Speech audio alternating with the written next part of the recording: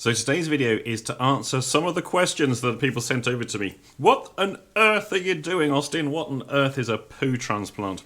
I shall explain. Now, essentially, the gut bacteria has such a range of different type of bacteria. It's not really been documented as to what they all are. Now, most people are familiar with probiotics and prebiotics. Basically, feed the healthy bacteria of the gut. And that if you take antibiotics, that can cause problems such as diarrhea, as it interferes with the gut bacteria. So, essentially what can happen is this concept of what's called gut dysbiosis.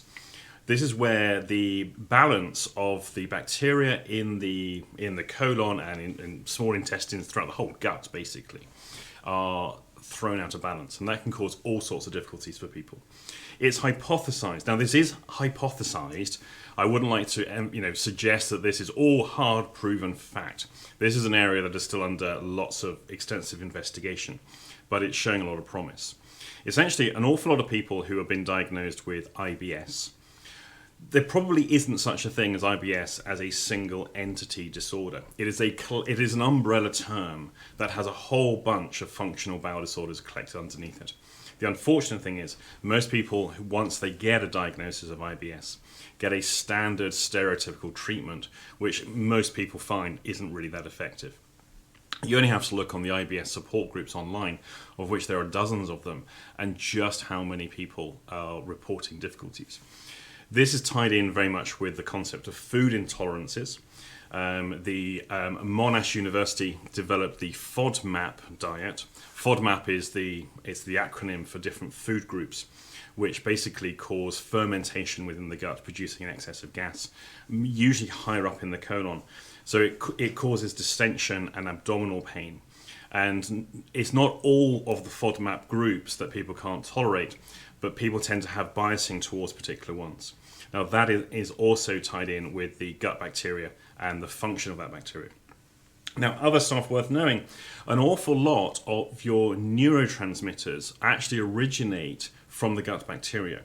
It is the digestion processes of these bacteria that produce an awful lot of stuff that we depend on. So when these things get thrown out of alignment, there's all sorts of problems can occur. That's the hypothesis. Now, I've had lots of health problems now for quite a few years. It got to the point where I realized probably about 8 years ago, maybe a bit longer, if I was working for an employer, if I was in full-time employment, I simply wouldn't be able to sustain employment. I'm lucky in that I'm self-employed and I can choose my own lifestyle. Now, the problem is when you have these sort of problems, externally look perfectly healthy. Internally, it's a mess. And the day-to-day experience is not very nice at all. This is a very hard thing to convey to people when you look perfectly well. Good looking, articulate, energetic on camera and in presentation, but actually it's the whole different picture in the inner world and what you don't see. And so really, out of desperation, I started looking at alternatives. Now, I tried all the probiotics. I tried the soil probiotics, aerobic, anaerobic. I tried all of the fermented foods, everything from kimchi through to kombucha, through to every other weird and wonderful thing. Now, several things I found with that. One is it helped me lose weight tremendously. That really was noticeable.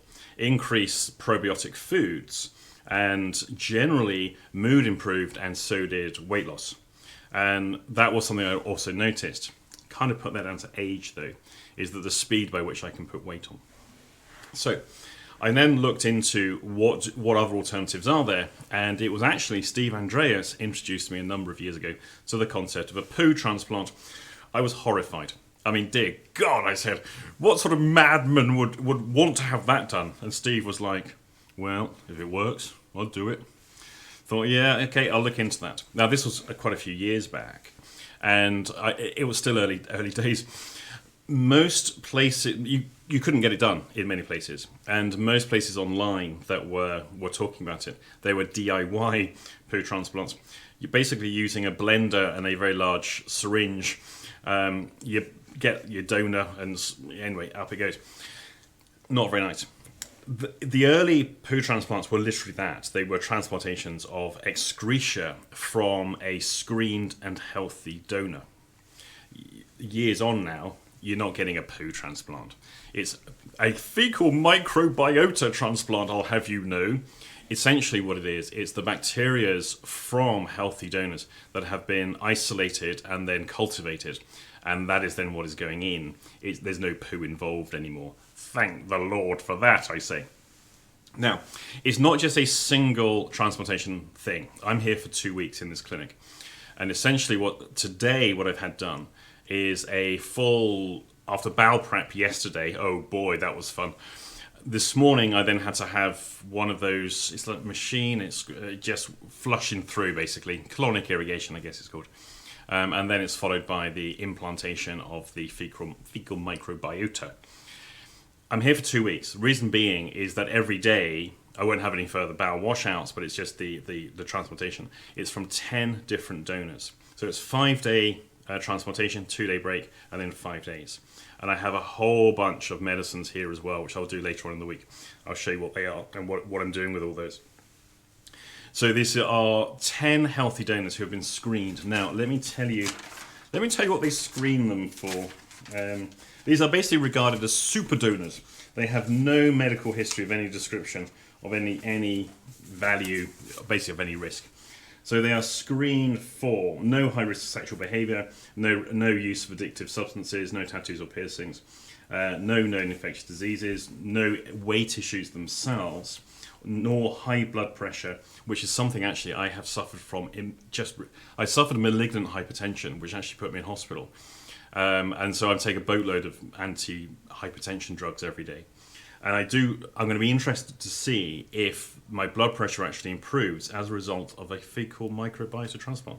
There is some suggestion that actually those things may be linked, because again, all those neurotransmitters that are produced in the gut, they're neurotransmitters inside the blood-brain barrier, but outside of the blood-brain barrier, they're hormones. And you've heard of dopamine. People associate dopamine with things like the drug ecstasy. It's the happy hormone.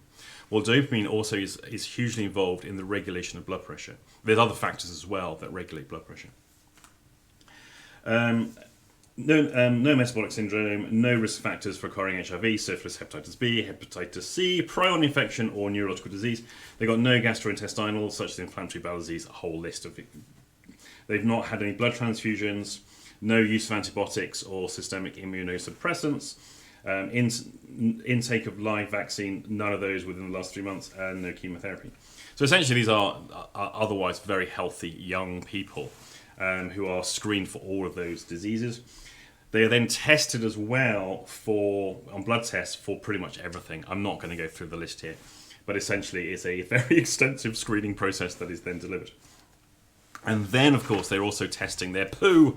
They do a poo culture on everything to see, okay, are there any parasitic diseases that are being transmitted in there? Do they have any underlying other bacterial issues? Essentially, everything gets screened. So they're healthy donors. The mishaps that have happened are largely originating from poorly selected donors. There's not many, actually, that are on the records.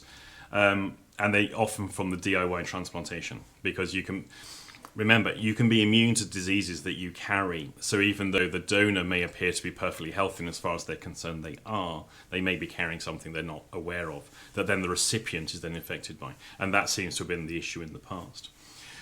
So it's 10 different people. So they're not relying on just the bacteria loading of one individual, because everyone has a different flora and fauna in the gut. It comes from 10 different people. So it's 5 days 5 days transplantation from the donors, 2 days break, then 5 days transplantation, plus a whole bunch of medication too. Now, in between time, I'm here in the hotel. The weather is awful out there today, so I'm not going out today for a walk. I'm hoping it will be sunny so I can go out with my camera, because this is a very rural area that I'm in, and the countryside out here is beautiful. So I'm hoping to be able to get out and about, but it's just grey and it's windy and it's like Arctic cold out there, so I shan't be doing that.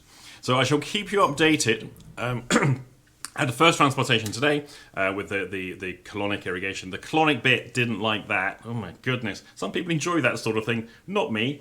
And then the actual transplantation, which is all I'll be having now, very straightforward, very, very simple. The whole thing's over very quickly, and then I'm inverted to help it slosh around in the intestines, I guess. Right, I'll update you with more stuff tomorrow.